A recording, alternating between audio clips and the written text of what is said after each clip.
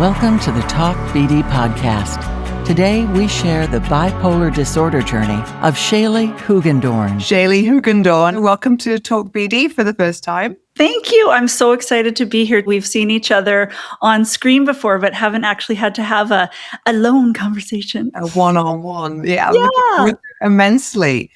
You are also living like me in beautiful British Columbia on the western side of Canada. You are a wife, a mother of 2 teenage girls. Is that right? Yeah, teenage girls, lots of feelings in this house. And you also live with bipolar disorder type 2. You're big in social media. You're quite an influencer through your vlog and podcast. This is Bipolar. I'm really excited to dive into your journey and your story and what brought you to this place in your life. And it's super interesting as well, because we've worked together now for I wouldn't say it's about 2 years. Is that about right? Yeah, almost, yeah. Yeah, but I haven't had the chance to get down into the weeds, the nitty-gritty, and have a one-on-one with you about your journey and your life story. So let's do it. Let's dive in. I'm really interested to hear from your perspective, where you see the beginning of your journey with bipolar disorder. At what point, and looking back in time now, at what point do you think that really started to emerge for you? Yeah. You can always tell looking back, right? So when I look back after I was diagnosed really late. I'm sure we'll get into that later, but I can look back to when I was probably about 16, 17. I can remember that I was the life of the party. That was always when I got a lot of friends. I usually got a new boyfriend every time. Now what I know is hypomania. And then bang, I didn't know then, but I would get depressed, and then people weren't as interested as hanging out with me. And so, yeah, I had this cycle that I can see looking back for sure. How was it going for you in school and your studies and the rest of your life at that point? Yeah, so I have always been like an anxious bunny, but that came out not so much in fears. I think my mom said I was scared of school and shy when I was little, but come puberty, I'm very loud, I'm big, I have a lot of energy, even when I'm depressed. So I think that was really hard to get a diagnosis because my baseline is quite high. So it wasn't as noticeable, but I did well in school. My anxiety comes out as perfectionism. And also I can talk. I did my way into anything or write.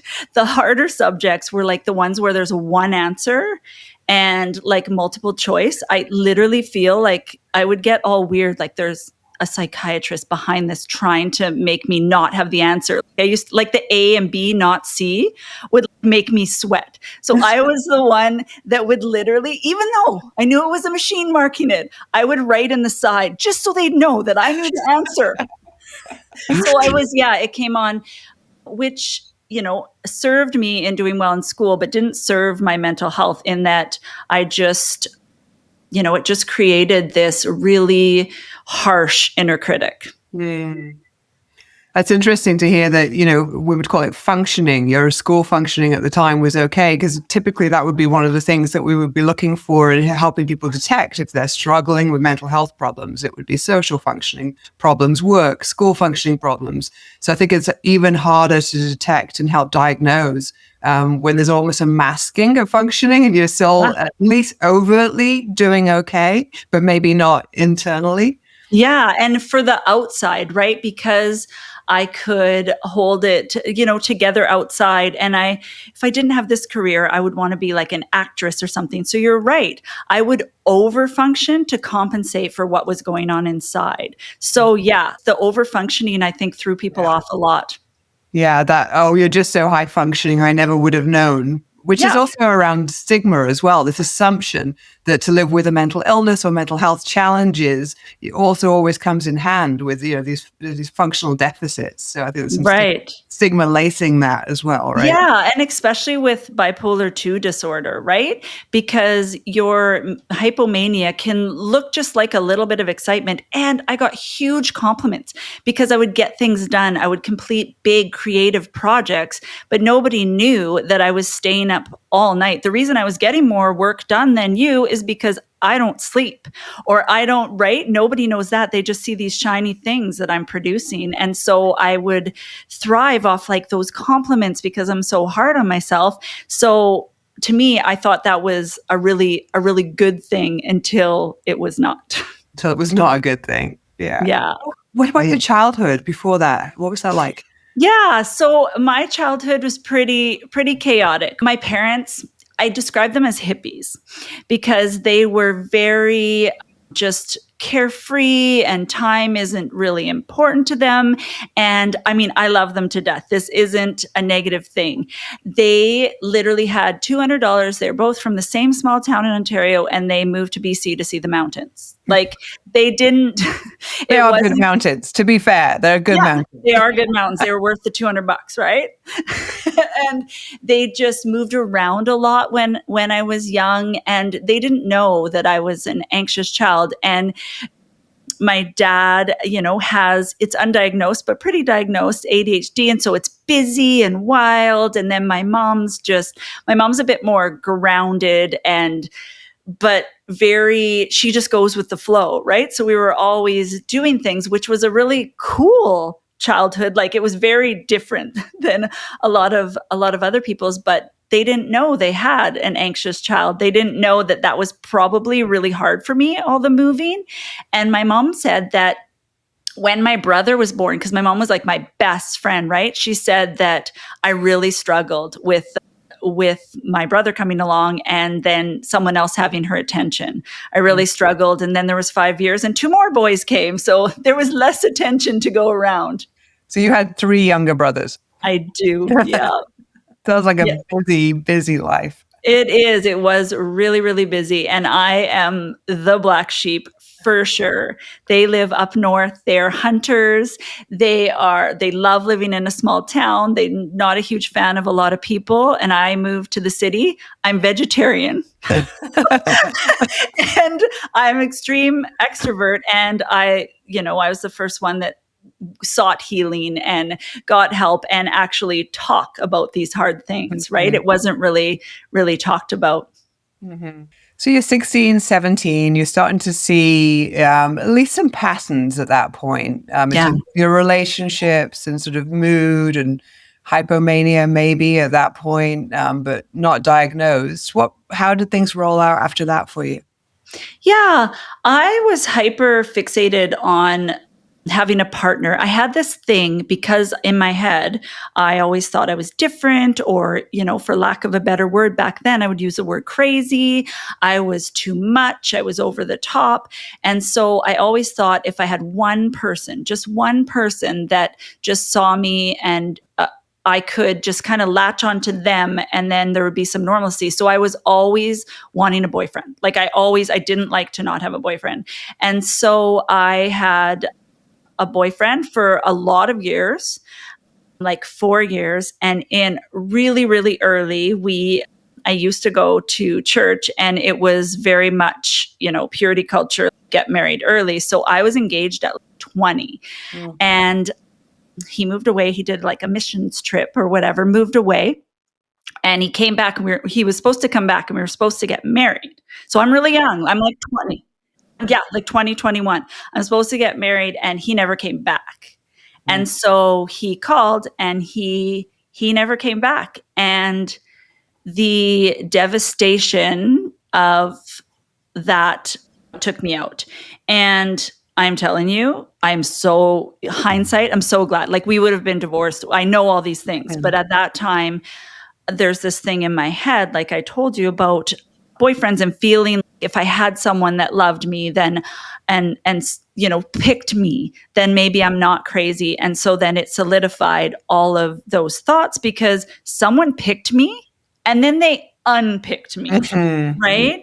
And so I was actually living in Seashelt at the time, and my mom and dad, I immediately quit the job because I couldn't get up off the floor, and my parents took me home even though I had my own apartment, and I was very scared to be left alone. I didn't want to be with my own thoughts. I didn't have suicidal thoughts, but I had what I now know is ideation. Like I wanted to disappear. I didn't want to be there anymore. If I couldn't see a way forward. This was the whole future that I imagined and built. The only thing I could do was get to school. I was going to university, and yeah, I remember following my mom around. I couldn't eat. All in one week, I fainted and broke my nose. No. Because so this was this really dramatic week. I think I lived with my parents for about a month until I started to pick up, and I wanted to move back to my own house because of said chaotic family, when you're that age. And so, I think that was my first major depression. And I think what people don't understand is they're like, of course, yes, that's devastating. Anybody would be sad, but it's really hard to explain to people because we don't have language. Everybody uses words like depressed, but the depth of that feeling, like I would walk around and I didn't feel alive. Like I was like, I am not here. The pain, and it actually is physical. I remember I'd wake up, my eyes would open, and like my heart physically in my body hurt. Yeah. And so I picked myself up after that. And then I remember, because I was, quite religious at the time. And I remember, praying and just like almost screaming out to God, creator, universe, whatever people will call it, like the next one better be the one, because I'm not doing this again. Mm-hmm. Right. Mm-hmm. And I had this best friend from these church groups, Rob, which is now my husband. And he was there for me. He listened as I talked about the same thing over and over and over. And then we just started hanging out, and all our group from our church kind of moved away. And then it was just us. And then one day I was like, okay, he's my best friend, but also something else in that too, huh? Right. And then, we were already knew each other, everything about each other, right? Because there was that vulnerability of me telling him everything about relationships. And so, we got together, and then we married like a year and a half after that. So you were how old at this point? 23. Yeah. So early on in your life. I really appreciated the way you described depression, the physicality of that before. People talk about heartache, and sort of, the almost feeling like you wake up in the morning and there's like leaden blankets put on your chest. And it is, clinical depression is such a physical experience sometimes, isn't it? Yeah. I would immediately, because when you just come to and you'd wake up, I would immediately close my eyes again. I would be like, no. I remember just closing them and being like, nope, I'm not doing this. Yeah. And then what next? So you're married and you're sort of early 20s. What happened to that? Yeah. So by now it's become pretty cyclical. I would, by the calendar, right? So I would get super jazzed, right? Around springtime. It's almost like I would wake up and then it would start going. I'm like an Energizer bunny. Everything, like literally the world turns like Technicolor. Like it is just like a switch. It really is with me. And it's not now. I have warning signs, but back then, because I wasn't aware, it would literally the switch. But what I thought that was like regular Shaley, like that. I thought that was quote unquote normal Shaley. I thought that time, and it would hype up, and I would just do all the things, and I would usually lose weight because I was like, wasn't depressed anymore. And I took on the world during those times. It was usually when I signed up for things, I got excited about the future. And so when we got engaged in March, I think. And so I was like, I am born to do this. I'm also very creative, and I do event planning on the side because, in bipolar fashion, I do all the things. And so I took this wedding thing, like it was an event. I had a binder. I was excited. And I'm going to tell you, which I'm really excited to tell you because everybody knows. So I don't get to talk about this very much, but I won my wedding because I went to everyone. You won your wedding. What does that mean? So I went to every one of those bridal fairs, downtown. And the giant prize, you put your name in this big barrel. And I thought, there's no way I'm going to win. And they called me and I literally hung up and called them back because I had just moved to the big city. I'm like, this is a joke. There's no way. And what happens is all the tables there have to give a prize. And I won all of them. And so you can imagine how that might feed into some hypomania. And so that was wild time. And I was getting like this huge wedding. We didn't have any money. I was in university, right? And so how did you interpret that experience at that point? Did you understand it as a pure chance experience? Or did you think at the time there was maybe, tell me how you I thought that remember I screamed out to God, like, this needs to be it for me. I felt like that was a huge sign. Right. And then I also felt, because I'm hypomanic and grandiose thinking and I have a lot of confidence, I was also kind of like, well, obviously I won this because I'm super special. Right. Right? Obviously. I didn't want to put words in your mouth, but I was thinking the special thing might come up there a bit. Totally. Right? And then that confirms it. Come on. Who wins their wedding, proof, right? Yeah, total proof. And so that was like the biggest year. And I poured everything into that and school. Then we had our wedding. It was perfect. And like I got to design my dress with a major designer down. It was fabulous. Meanwhile, we were literally going to have a barbecue. I'm not even kidding you. And go camping. And we went to Jamaica we paid the cleaning service. I paid $120 to go on my honeymoon. So all of that, you can imagine how that gets bigger and bigger and bigger. When we got back, another huge crash. I mourned not planning my wedding. And I could barely get to university anytime. Because I was high functioning, I did the things that had to be done. But any other things, I was in bed or I couldn't be with my own thoughts. So I had to be in a book or watching TV or looking at other people's lives because I'm always scared of my own thoughts. I don't like to be, it's very different now, but I didn't like to be alone very often. I just didn't trust myself and it was uncomfortable. Mm-hmm. And so, and then that cycle continued every year, right? There's end of October, crash, get a little blip for Christmas, right? Yay. And then by the second week of January, I no longer wanted to exist. Mm-hmm.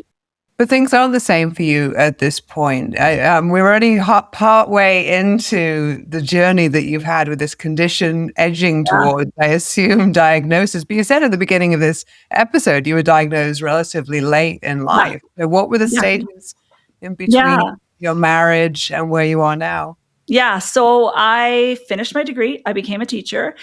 And then I taught for like a year and a half. I wanted to be a mom my whole life. I mean, I'm a teacher of littles. I'm good at littles.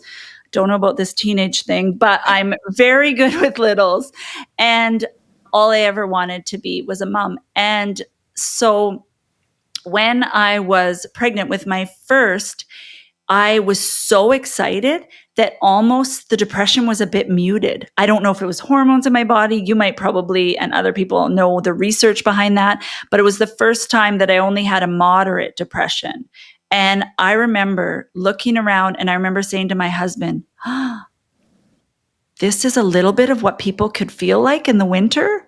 I didn't know that. And I was so pumped about my baby coming. And even though I was very sick, once I had her, I now looking back can see that I had hypomania again. I was the opposite of everybody. You're supposed to sleep when the baby sleeps and do all this. I remember one night she, in the beginning, lucky me, slept through the night very well. And I rearranged my entire kitchen. I made charts for how I was going to raise her. I remember and then she would wake up and I remember I would be breastfeeding in the middle of the night. And this is how old I am, folks. There was like commercials, on TV.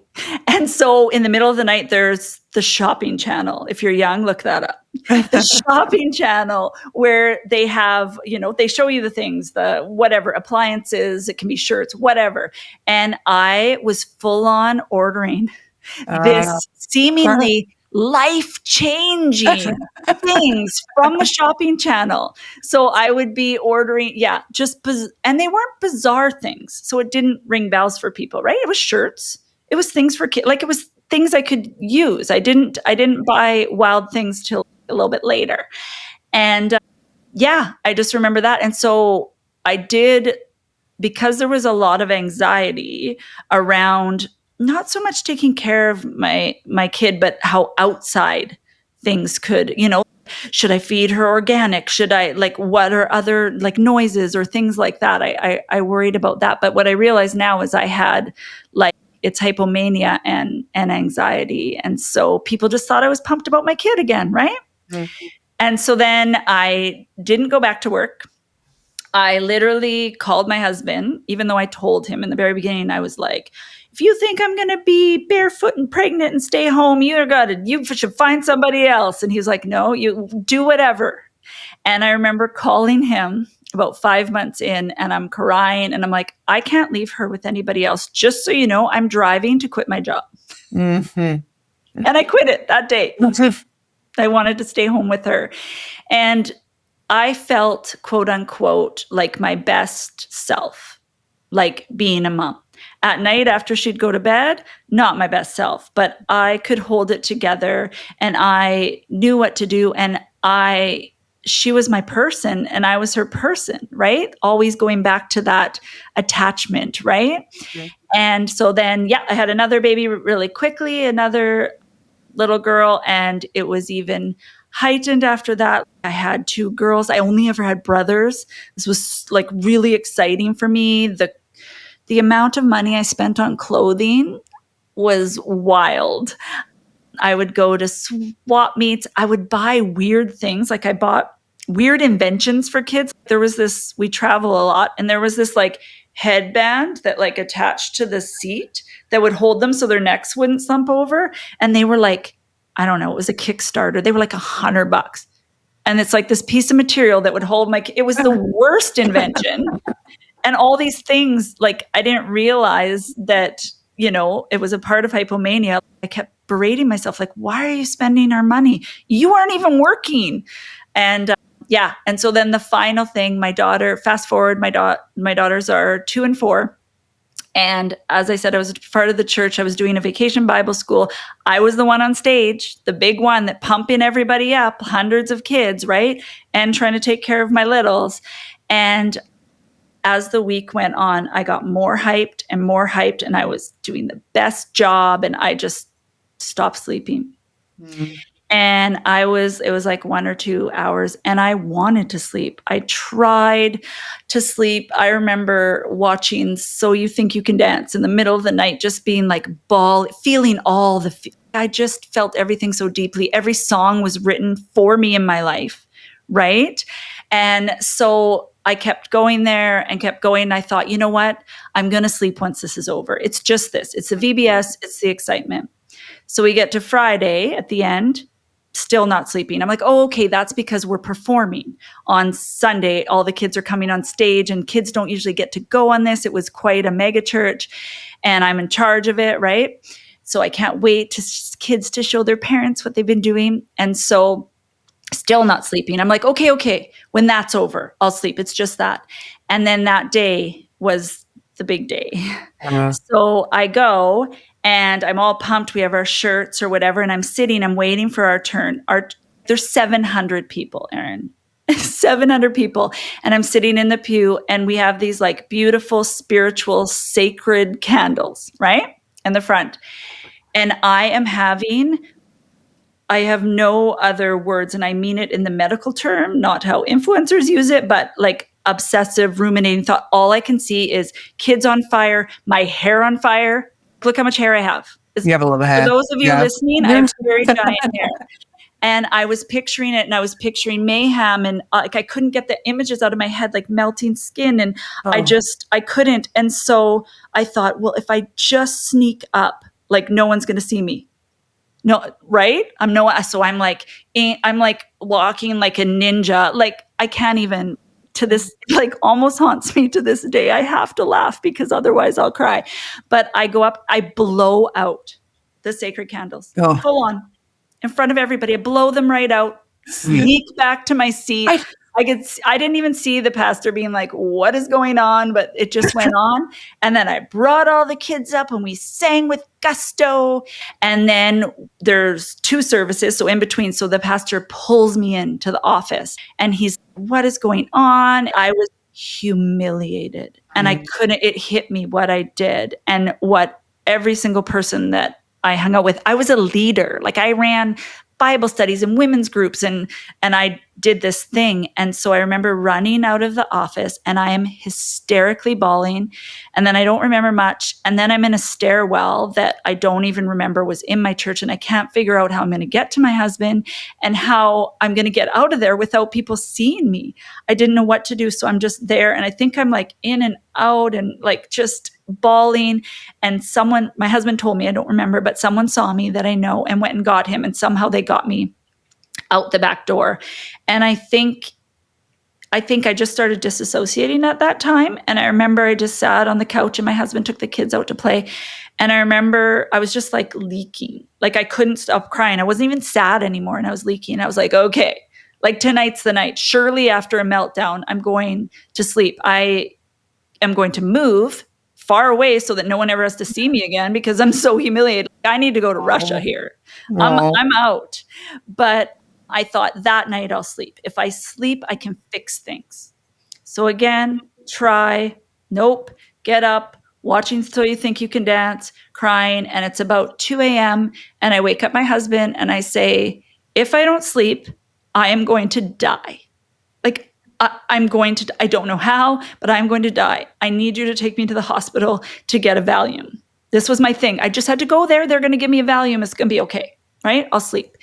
And I get him to call, because my littles are sleeping. I get him to call a brand new friend, my friend Holly. We're not in touch anymore, but she was brand new. I've been friends with her for 5 days, but it was like an intense VBS experience. She was on the stage with me.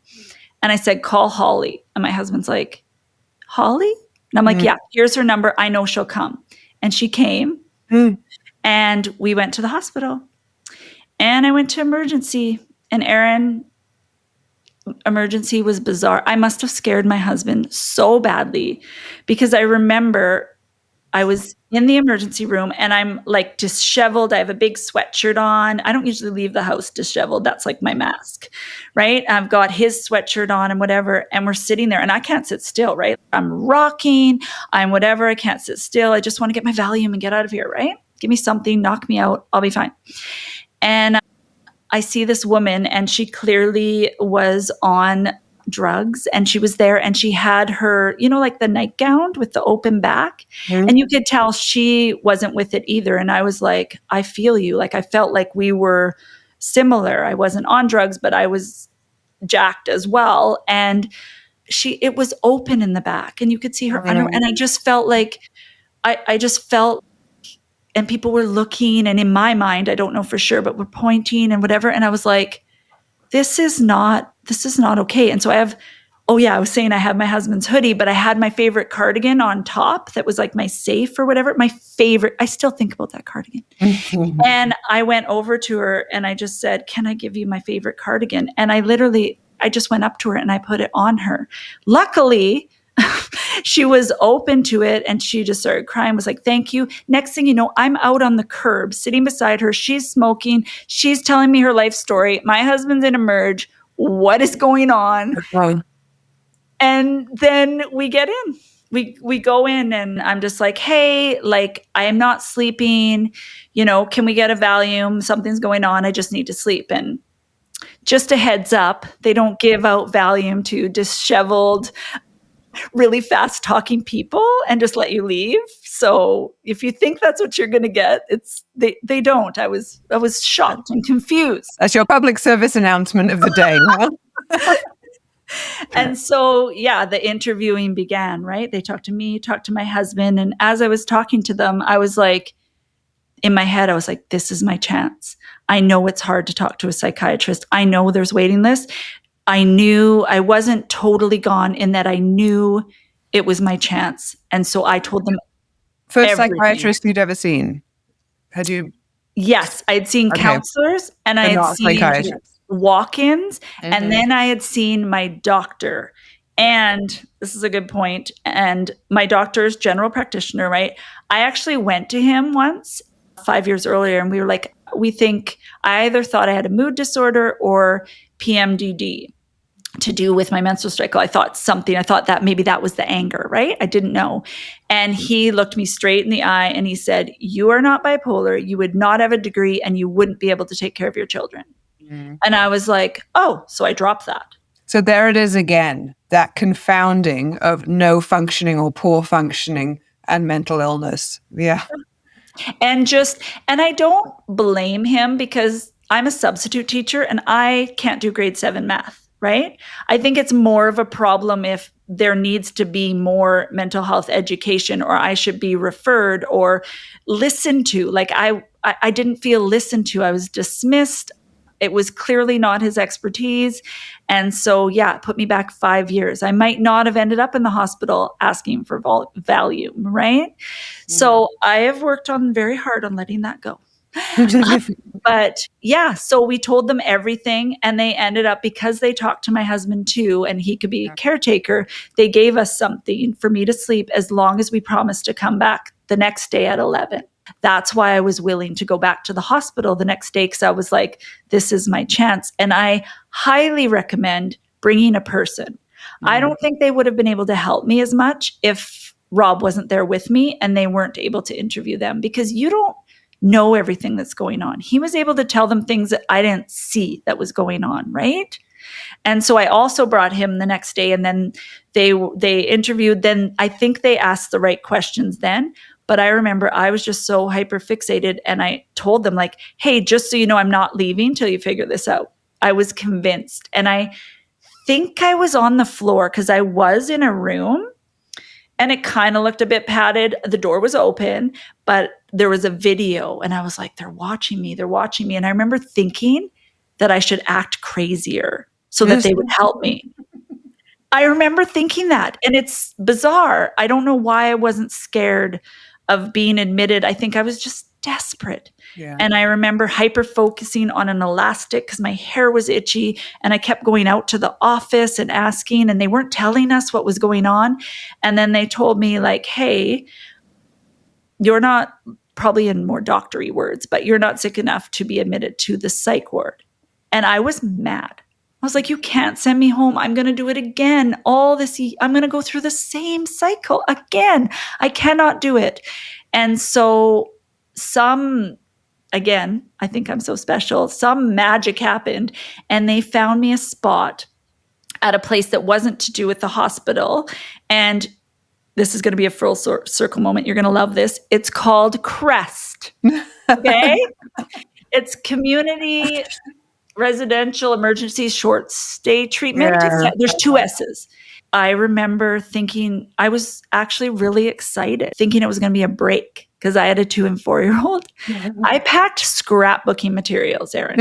I was like, this is going to be a holiday, and they're going to fix me, because I was still pretty jazzed at this point. And I knew there was going to be a psychiatrist checking in, and I was like, yes, CREST is going to be the place. So I went, and it was pretty wild. I, being the person I am, I organized everybody. I made invitations to everybody to watch So You Think You Can Dance on a Thursday night. I slipped it under the door. There are people not coming out, and I brought them together. And oh, bless. Yeah, I remember, and I just, so everybody knows, this is very serious, but for me, I kind of have to make light of it. Otherwise, I don't know if I could have gotten over it, but I had my friend Susie, she was struggling with an eating disorder. So she was like intensely exercising during this.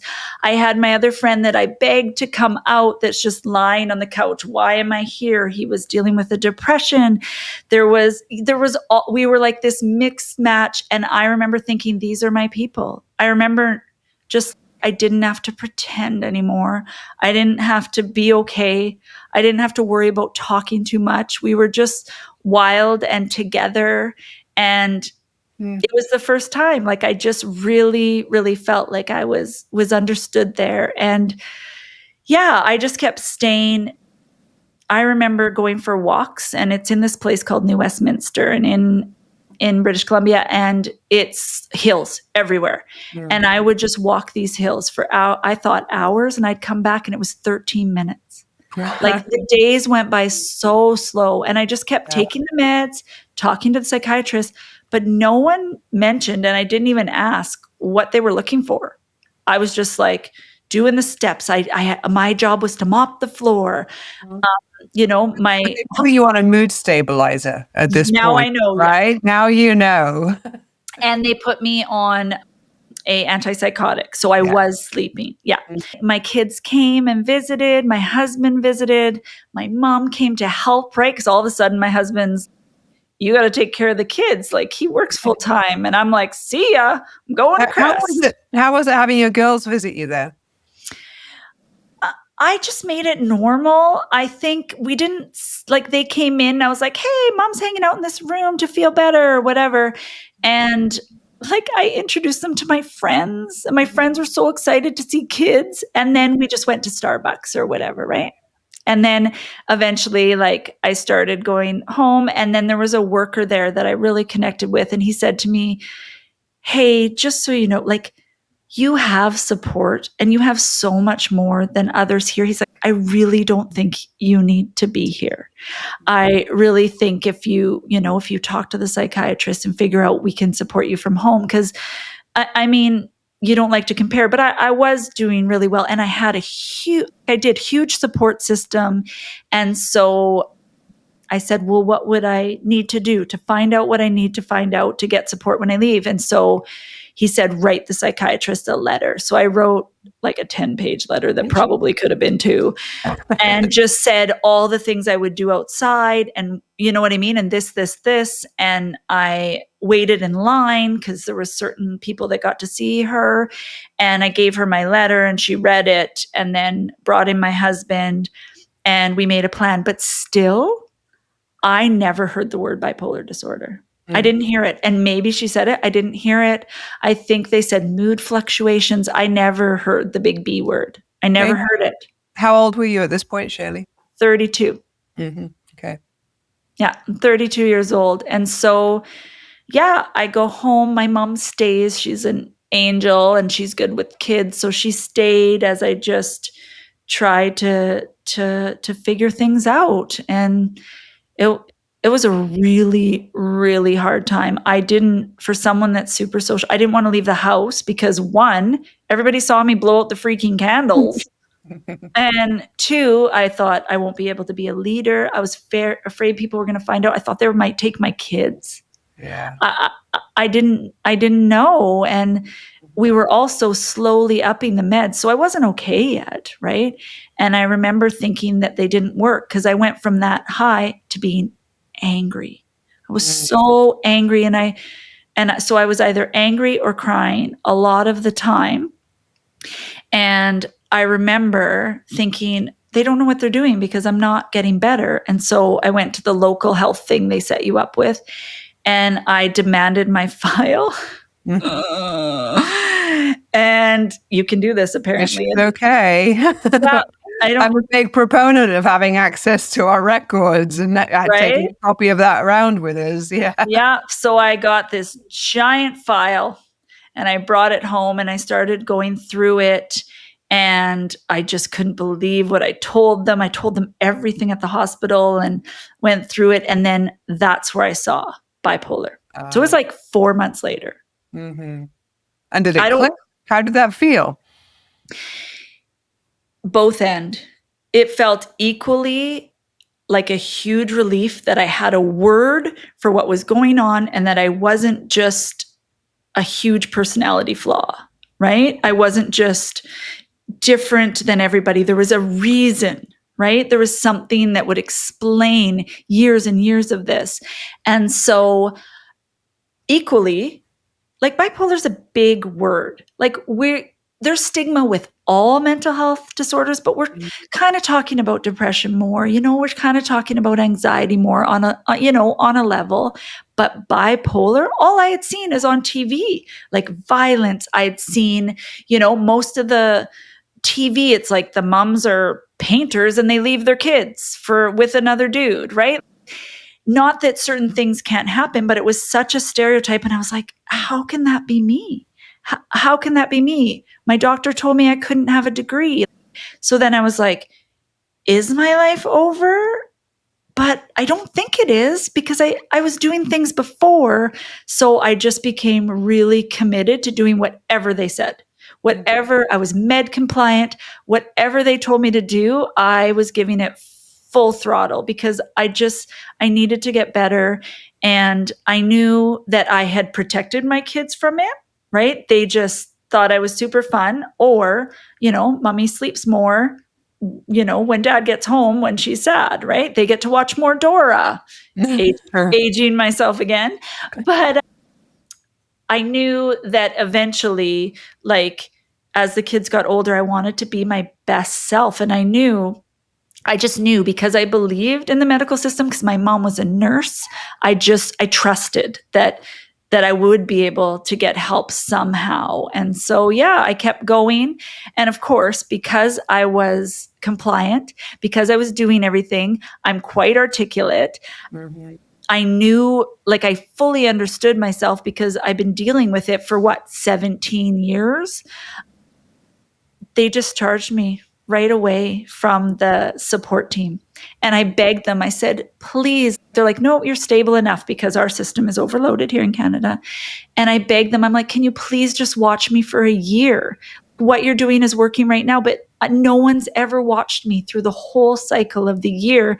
And they did not. And so I was on my own after that. And luckily, I know this isn't the case for a lot of people, but I am on the same medication the last 14 years. And I know that's not the experience. And if you're listening, my bipolar bears, I know how hard it is to have to try medications, and that I lucked out. But please, don't give up. I would have kept trying if it wasn't. And there are huge side effects that I have to deal with, but I don't ever want to go back.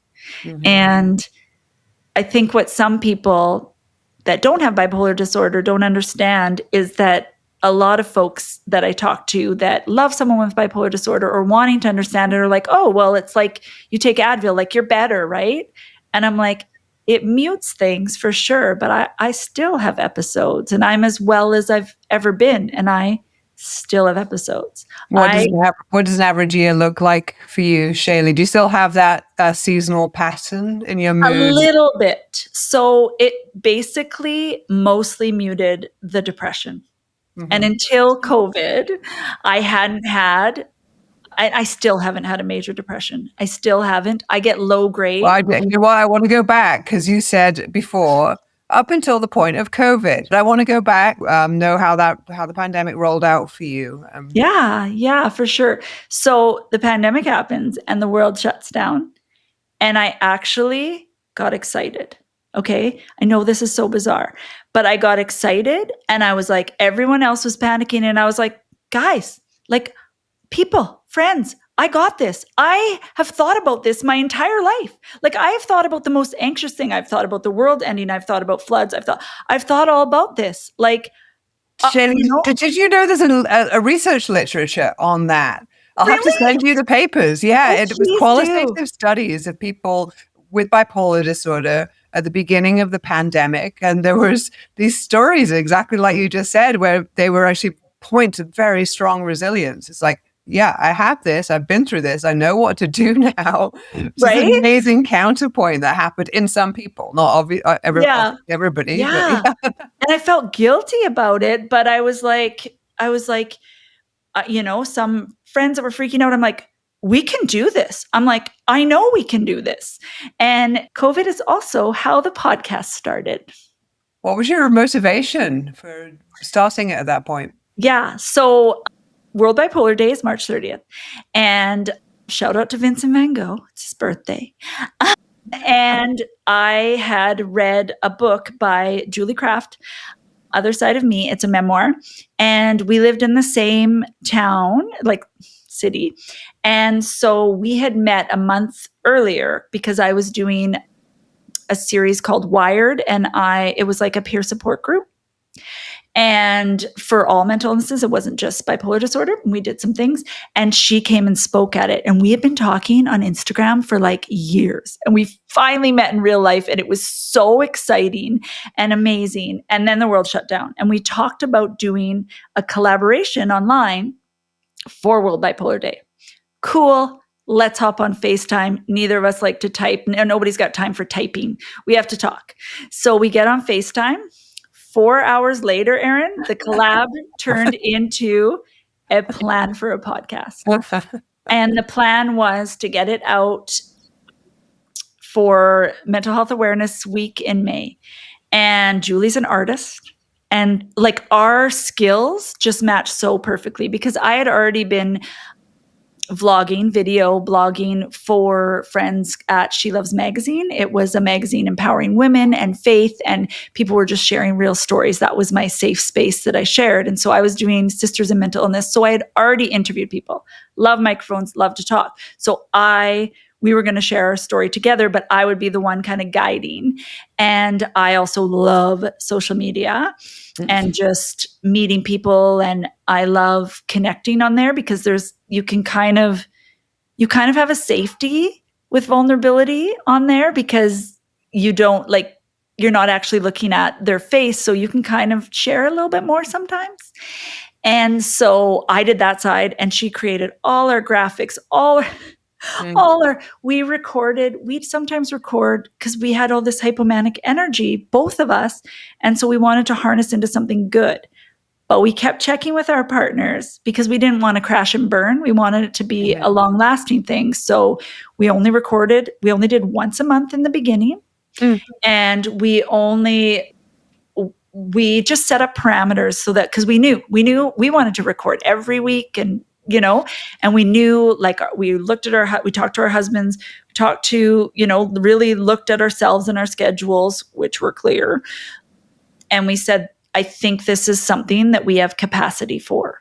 And so we started it. Julie and I did it for like almost a full year, just us. And then I wanted to do more, but she didn't have capacity to do more. And so we started the series Conversations With, where I interviewed other people. And then 2 years in, she's writing another book right now. And so I had to decide if I wanted to keep it going. And I had to. It's like my lifeline. I have so many bipolar besties. I've never seen their feet, but I feel like we are the bestest friends. And I just, selfishly, it's been such a healing thing for me. I never thought I'd be a public speaker about bipolar disorder. Like I wanted something that used to be my shame story, and I'm sharing it, right? But I've found so much healing in it. And I thought, like, my mom would listen, maybe my husband, maybe I could convince my friends to listen. And we wanted to put a face. When we were diagnosed, there was no faces out there. It was, bless them, but there was doctors and research and all of the amazing things you all do.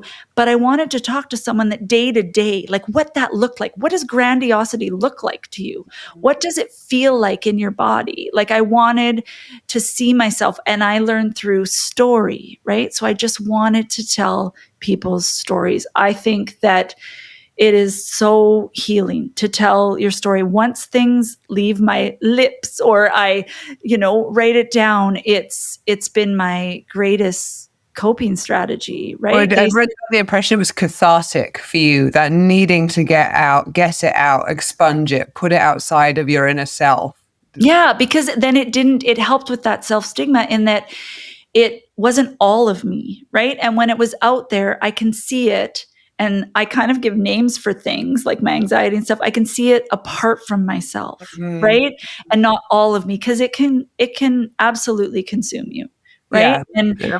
When we know from stigma literature that a lot of people go through this period where their diagnosis engulfs their identity, overshadows all the other parts of being a wife, a parent, a dog lover, a creative individual. But many people, as they move into recovery, have compartmentalized their bipolar disorder and with pieces of themselves. And that's why, I mean, I am pro medicine. I just am, because I don't think all these management things, if you're listening right now and you're like how I used to be, and I'm like, sure, oh, good one. Yeah, talk it out. You'll feel so much better. Or, it felt so, bipolar feels so big all the time that I felt like there needed to be a big solution. So I would balk at, oh, just breathe, go for a walk. We know these things help, but I cannot explain to you, when people are frustrated that we won't just do it, how much, like, it feels like an Everest to get to the end of my driveway when I'm sad. It feels like Everest when I try to slow down and not interrupt people and not get my thought out as quick as possible. And without the muting of medication, then once that was muted and it was a bit quieter in there, it made space for me to be able to become self-reflective, to be able to try these small things. And I wanted a big answer, and I wanted big healing. And, the healing has come with understanding that it's chronic and it's going to be forever. And so I need to figure out how to work with it, or it's going to take me out. And of course, your vlog and your podcast is a lot bigger than your husband and your mum. Listening to it at this point, it seems like you have joined shoulders with tens of thousands of people, as I understand it, around sharing information on, this very, lived experience on the ground of bipolar disorder, coping strategies, and really the human experience of the condition, which is so rich and varied, and yet has a lot of commonalities. And I think when people join around those commonalities and share ways of coping and empower each other and help hold each other up, then that can be an incredibly powerful thing. Yeah. And it's been so beautiful, because I cannot tell you how many messages that I feel so honored that someone has told me that they are the first person besides their mom or their partner or whatever that they have told in a message. And I know people think when there's a big account, I think there's 25.5K bipolar bears, or people that love someone with bipolar or other mental illnesses. Every message means the world to me. Sometimes it takes me a bit to get back to people because it's just me back here. I don't have a big team, which you think I would with this, with the largeness that this has become. But every message means the world to me. And I am telling you, I screenshot them, and I have a folder in my phone that says, remember why you do what you do. Because every month, Erin, there's at least a day or two where I'm like, tear it all down. Why is it on the internet? Also, this podcast sucks. Nobody wants to hear from you. You're an imposter. That critical internal voice is still there with you sometimes. I'm working on it. I'm working so hard. And I have to just move that thought to the back seat, because I used to try and make it completely go away. And then I'm fighting and I'm fighting and I'm fighting. But now I'm just like, okay, I hear you, but you need to move back, and I'm going to record another episode. You need to move back to the back seat, and I am going to reach out to my friends online that nice friends, my kind friends, my people. And guess what? The coolest thing is that there are people from all over the world. So at the weird time that I should not be calling my friend, and maybe my medicine isn't working, there's somebody awake. There's somebody awake. And I have learned so much from other people. And in the beginning, I thought I was going to come on. You want to everybody wants to look good, right? Like you want to be I don't know, you want to look like you still this feeling like I have it together or whatever. I feel this intense, in the beginning, I felt this intense pressure to be a representation. Like I am a representative for bipolar people. Like we're not a monolith. They're not all like me, but so I have to represent it well. So I always wanted to show up, when I was doing well. And I realized I wouldn't be able to run it if I didn't. And when I started showing up, a hot mess, and like literally telling people exactly how I felt and not just giving them, like I thought I'd give them tips and tricks, which I do, right? And I get them from them. But when I started showing up like that, that's when the Me Too's came in, and you are making me feel not alone. Like it isn't, a lot of times we think social media is, not helpful because it's people's highlights reel. Let me tell you, mine is not my highlight reel. And I just have filled my account and the people that I follow with real, authentic, raw, and sometimes uncomfortably honest, right? We're okay with, staying in bed a bit, or we're okay with this, but it's really hard and embarrassing and, uncomfortable for people that don't experience to know maybe we can't even brush our teeth. Maybe, maybe we haven't changed. Maybe like the real gritty stuff that's hard to share. It's, it's not cute to, it's my, sit on the couch day. It's hard and messy. And I think the more that we talk about it, the less shame we're going to feel about it, because I thought I was the only one. I thought I was. I love that. I love that slight revolt against the bubble bath candle self-care meme, Yes. right? Yeah, no, my self-care is hard, right? And beautiful. It's the tiny steps. It's okay, when I'm depressed, I'm actually going to move from my bed to the couch. I will change from one sweatpants to another sweatpants. Like I will, eat food, right? I will, or not, right? One of the things you were asking me about, the things that I still struggle with, or the things that the medicine took away, is where I had a big Me Too. I also got diagnosed kind of with a binge eating disorder, but it would only be half the year. So they're like, oh, you don't have a real one. But I did. That was another thing to disassociate and cope. I had till I didn't throw up, and I didn't have anorexia. So I didn't think it was a real eating disorder, but it took over my entire life when I was depressed. It was something I could try to control. And I remember 1 month I gained 26 pounds in 1 month. And on my practicum of teaching, they asked me if I was pregnant. I thought I was it was awful. Don't ever ask anybody ever. But yeah. And so when I got diagnosed, and talking to people now on the internet, I know this is very common. It's very common to have. And I just thought, oh, I've just got something else. Right. So I don't struggle with I didn't struggle with it for years and years, but I felt in this last 2 years it popping up. Some of the things popping up for me, right? The overeating as a coping mechanism. And I'm going to have to kind of tune into that and take a look at that. And that just leads into the whole, I feel the best when I can accept that they're going to pop up. These things are going to pop more up. hard work as well around that piece, around monitoring, seeing how you're going, leaning in, getting into the uncomfortable places. It's exhausting. It's exhausting. And sometimes, I'll say, okay, you can have this time to feel sorry for yourself.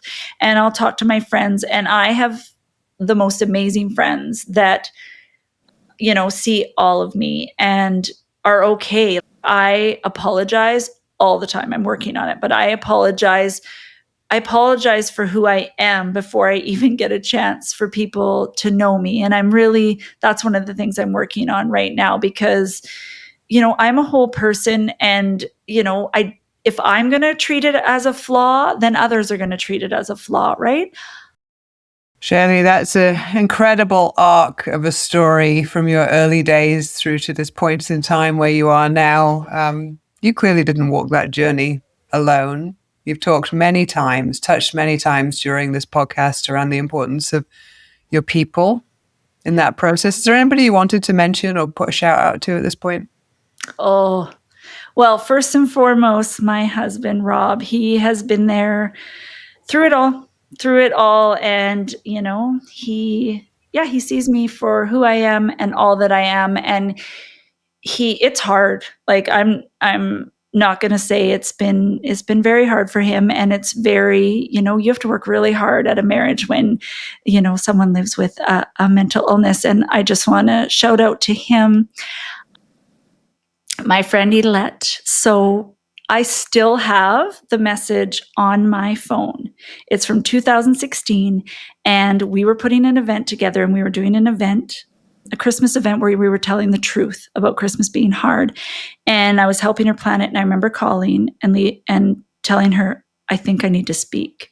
I think I need to tell my story. I think I need to use the word bipolar, because I had always said depression and anxiety. And she sent a message back on my phone saying, yes, please share. And it was the first time that I used the word bipolar in a room of 80 women with a microphone. So I wouldn't be here with you today without her. She is the biggest encourager.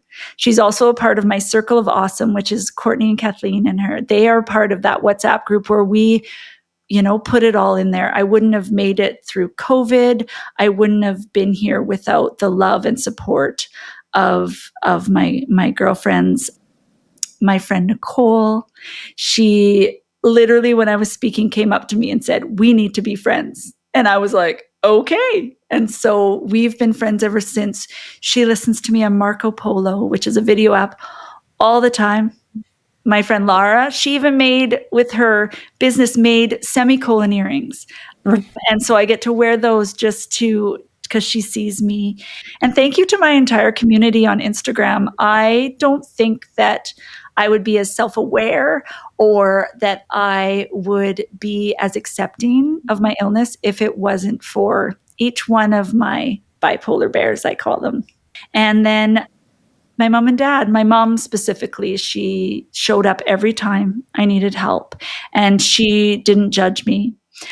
Also, my dad, and let me tell you, I didn't talk to my dad for 3 weeks after I got diagnosed because he's a happy-go-lucky carpet sweeper. He sweeps things under and is very positive. And we've talked about this, Dad. I love you.